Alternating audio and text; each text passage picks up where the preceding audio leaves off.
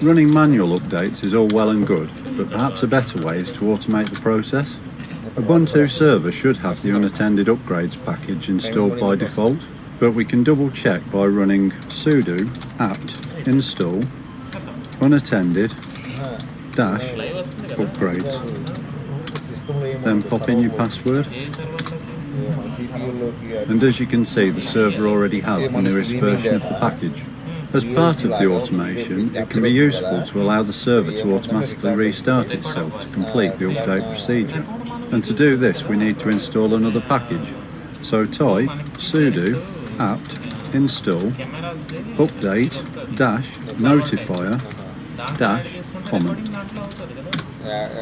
And it looks as though that one's already installed as well.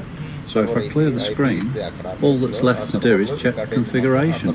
To do that, we're going to head to app's config directory by typing cd space /etc/app/apt.conf.d. You can see that we're now in the new directory as the command prompt has changed, and we can list its contents by typing ls. There are two files here that we're interested in. The first is 50 unattended-upgrades, and to open it in the Nano text editor we're going to type sudo nano 50 unattended-upgrades. If it asks for your password, pop that in. There are three parts we should check in here. The first is this unattended upgrade allow origins section. Specifically, you want to make sure that the three highlighted lines aren't commented out. If any of them were, they would have 2 forward slashes at the start, like in this highlighted line.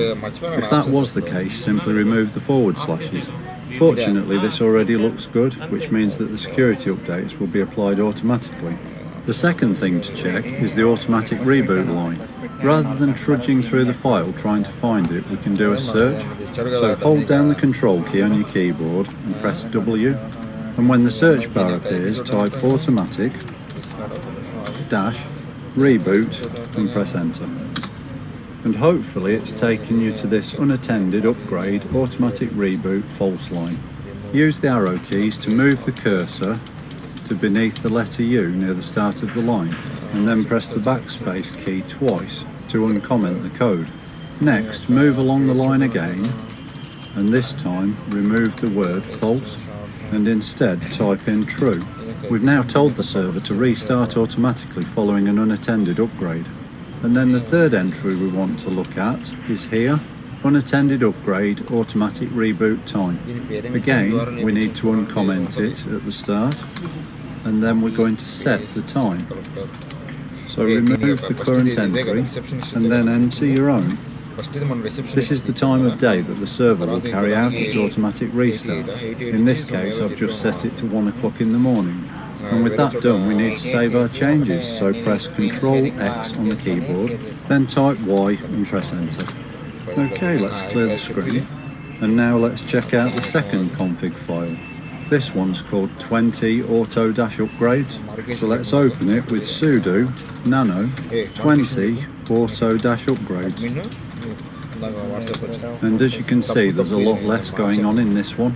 Whereas the first config file we looked at contained the auto-update settings, this one actually enables them. The first line makes sure that the software package lists are up to date, so that the server gets the latest available packages, whereas the second enables the unattended upgrade itself. The important thing to check, other than both of these lines being present, is that each of them is set to 1, as this is what enables the entry. With that done, press Ctrl X to exit out of there. If you made any changes, remember to save them. Right, with the unattended upgrades configured, let's restart the server for the changes to take effect.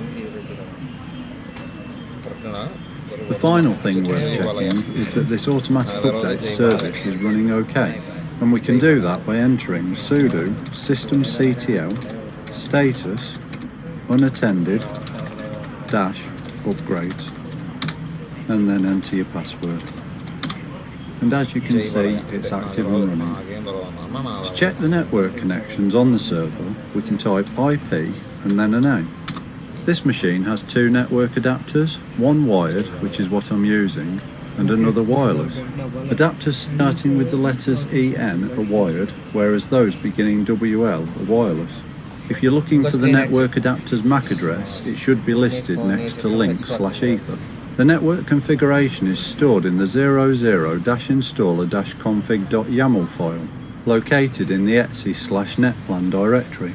To take a closer look at this, we can open it in the Nano text editor by typing sudo nano/etc/netplan/installer-config.yaml. If, like me, you earlier configured the server's wired network adapter with a static IP address, the addresses should be familiar. If you needed to make changes to any of these, you can do so in here. Just remember to save the file when you exit. I'm just going to press Ctrl-X to exit out of there. If you did make any changes, you should enter the command shown on screen to apply them. But if you were just browsing, that's not necessary either. If you recall, during the installation we also installed SSH to allow us to remotely access our server. If you chose not to do this but then later change your mind, don't worry, as you can soon add this functionality with the following command: sudo apt install open ssh-server. Enter your password, and as you can see, I've already got the newest version installed, but you could continue to install the package. Okay, with the server now ready to accept a remote connection, I've moved over onto a Windows PC to try to connect. First things first, we need to make sure that the OpenSSH client is installed. So open Settings and head to Apps. From there, click on Optional Features. You're looking to see if the OpenSSH client is already in the installed list. You can see that mine already is, but if that wasn't the case, you can click on Add a Feature to add it. I'm going to close out of there, and now we can open the command prompt by typing CMD in the search box and selecting it. To remotely connect into our server, we need to type SSH followed by the username of the server account, which in my case is ByteMyPy, the @ symbol, and then the IP address of the server, which for me is 192.168.0.200. Then enter that. As it's the first time connecting, we need to type yes to accept the server's fingerprint and then press enter, and then enter the password for the account on your server. All being well, you should now be successfully connected, and you can carry out server tasks from the comfort of your desktop PC or laptop. If you're planning on running your server headless, now would be a good time to disconnect its monitor and keyboard. To log out from the remote session, just type the word exit, and then you can close the window. Once installed and updated, like many server operating systems, Ubuntu Server in and of itself doesn't actually do much out of the gate, but what it does do, gone far enough with this video. But for those who want to roll up their sleeves and delve a bit deeper, I'm going to run through a few of the more manual server tasks you may wish to consider. Now I know that not everyone likes the Linux terminal. Maybe it's the endless gloom of a black background, or the reams of text that can appear on screen. Perhaps a pretty GUI simply offers a more comforting environment. Whatever the reason, if you'd like to add a desktop to your server,